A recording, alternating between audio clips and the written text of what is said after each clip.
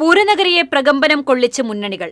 ആവേശത്തിരയിളക്കം തീർത്ത് തൃശൂരിൽ മുന്നണികളുടെ കൊട്ടിക്കലാശം.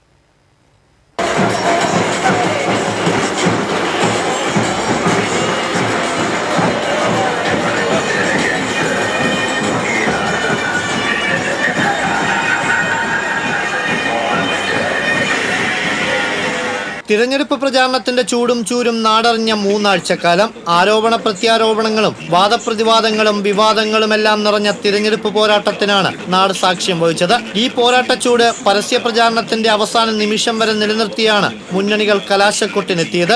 തൃശൂരിൽ തെക്കേ ഗോപുരനടയ്ക്ക് മുൻപിൽ സ്വരാജ് റൗണ്ടിലും എംഒ റോഡിലുമായിട്ടാണ് മൂന്ന് മുന്നണികളുടെയും കൊട്ടിക്കലാശം നടന്നത്. വർണ്ണബലൂണുകളും വർണ്ണക്കടലാസുകളും വാദ്യമേളങ്ങളും പാട്ടുവണ്ടികളുമെല്ലാമായി മുന്നണികൾ നഗരം ഇളക്കിമറിച്ചു. തൃശൂരിന്റെ തനിമ വിളിച്ചോതി കാവടിയും പുലിക്കളിയും നാടൻ കലാരൂപങ്ങളും എന്തിന് വർണ്ണക്കുടയും ആലവട്ടവഞ്ചാമരവും ചെറുവെടിക്കെട്ടുൾപ്പെടെ അണിനിരന്ന മിനി പൂരം കണക്കിയായിരുന്നു സാംസ്കാരിക നഗരിയിലെ കൊട്ടിക്കലാശം. നൂറുകണക്കിന് പ്രവർത്തകരും അണികളും തീർത്ത ആവേശാരവത്തിൽ സ്ഥാനാർത്ഥികളും നേതാക്കളും കൂടി ചേർന്നതോടെ നഗരം അലകടലായി ആർത്തിരമ്പി.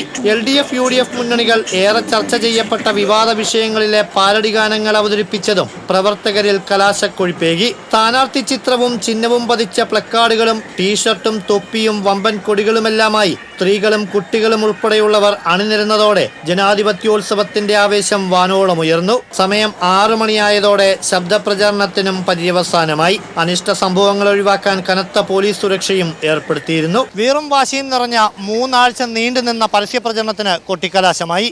ഇനിയുള്ള മണിക്കൂറുകൾ നിശബ്ദ പ്രചരണത്തിൻ്റേത്. മറ്റന്നാൾ ജനം വിധി എഴുതും. ക്യാമറമാൻമാരായ കൃഷ്ണകുമാർ കെ മലയിലിനും സിബി പോട്ടൂരിനുമൊപ്പം അഭിജിത്ത് തലച്ചിറ, TCV.